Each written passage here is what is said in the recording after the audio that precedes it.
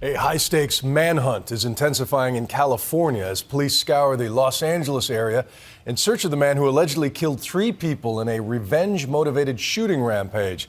But this is no ordinary manhunt. The man they are looking for was once a cop himself, armed, dangerous, and equipped with the same training as those tracking him. ABC's David Wright has the latest.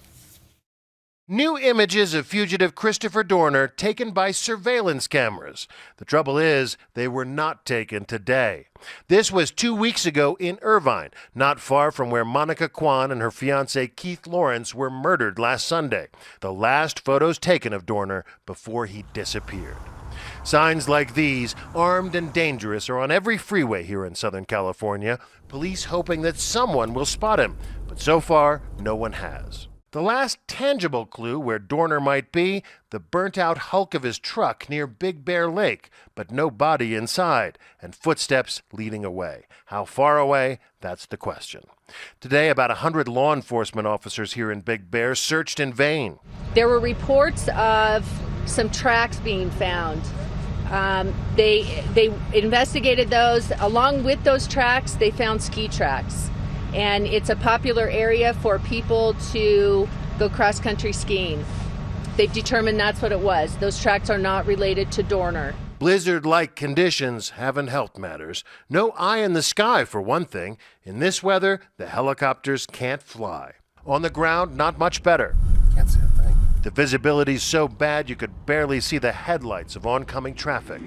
Search teams had to use snowcats to get up to remote cabins in the mountain. There was also a report of a door kick at a cabin in the Seven Oaks area. They checked that out. It's old damage. Dorner seems to have vanished, faded into the snow. If he has gone into hiding, he won't stay in hiding because that doesn't really feed his needs. And his needs are to tell us that he's an okay guy, he's a powerful guy, and he can take action. And action means going after those who have wronged him. Authorities are systematically searching every address Dorner has had. Today, police executed a search warrant at his most recent address, the house in La Palma he shared with his mother and sister, both of whom were home today. This was definitely part of our investigative strategy. This is a residence he was believed to live at. It's a residence belonging to his mother. So we're searching for any evidence related to where he might be or in connection with the crimes he's alleged to have committed. Irvine police carried out plenty of items in paper bags. No comment on what they found. One big problem authorities are facing, because of his police and military training, Dorner knows the methods and procedures of this type of search. In that manifesto published online, he even taunts the LAPD about it. I have the strength and benefits of being unpredictable, unconventional, and unforgiving, he writes. Do not waste your time with briefs and tabletops. I will utilize every bit of small arms training, demolition, ordnance, and survival training I've been given. Because of police training and military training, he would maybe do the obvious, like dump his cell phones, perhaps not use his credit cards, not travel to any place that he has a previous history, because as we look for people, we go to where they have been because people feel comfortable and go to those locations. At this point, authorities are hoping he'll make a mistake. Ariana Williams knows Dorner better than most. She dated him 7 years ago and says he was unraveling even back then, always keeping weapons close by. He'd be in the bed and there'd be one by the bed. There'd be one on the kitchen counter. There may be a combat knife or something. Maybe I saw in the bathroom one day or in the kitchen. So there'd be several weapons just lying around in my domain. And I just thought these are things that just transpired over time that I just thought were strange. She said today she's still scared, but doubts he will come after her. I think he's got bigger fish to fry right now. I think he's got a lot more on his plate.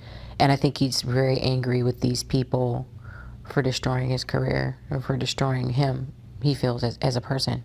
Today, here in Big Bear, plenty of people were nervous. Brian Murphy checked in with his kids via text message and plans on keeping his gun handy. I keep it safe and unloaded. Tonight it'll be loaded. Today, the ski resort reopened, the fresh powder tough to resist, even with a manhunt underway. I'm not really too scared about it, but it's in the back of my mind thinking about it. It's funny, I told everybody I was going to Big Bear today and they're like, oh my gosh, there's a killer on the loose. Craig and Christine Weiniger came here to celebrate their anniversary. Not quite what they expected when they checked into the Castle Wood Cottages, a group of mountain lodges with a medieval theme. Well, we've had to be more vigilant, a little bit more careful. I wouldn't let him go get his car charger last night. I was afraid to let him outside. At least in a place like this, you have weapons to defend yourselves. This is true. Defend the castle.